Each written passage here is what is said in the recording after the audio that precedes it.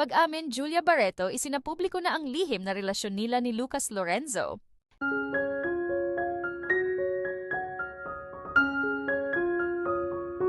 Tila ngayong araw nga lang isang magandang balita nga ang siyang ipinahatid ng businessman na si Lucas Lorenzo tungkol sa namamagitan sa kanila ng kapamilya actress na si Julia Barreto matapos nga maglabasan ng speculation at issue sa kanila. Ayon pa sa source, na mas pinili nga daw ng dalawa na manahimik sa publiko upang maiwasan ng intriga mula sa kanilang itinagagong relasyon at sa kadahilan nga din sa agwat umano ng kanilang edad.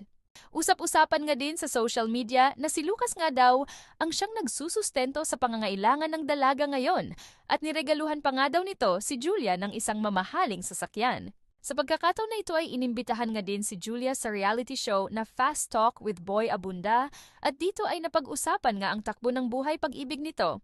Ngunit sa kabila nito ay inusisa din ni Boy Abunda si Julia kung ano ba talaga ang namamagitan sa kanila ni Lucas Lorenzo at kung totoong may lihim silang relasyon. Kakilala mo siya? Ang unang tanong ni Boy Abunda. Syempre, artista sagot ng actress na sinundutan ni Boy Abunda ng tanong na, sa personal, nakilala ko po siya, sagot naman ni Julia. So hindi mo siya naging boyfriend? Hirit pa ni Tito Boy.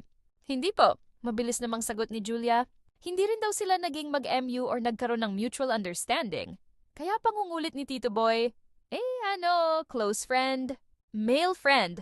Natawang sagot ni Julia na ikinahagalpak na rin ni Tito Boy.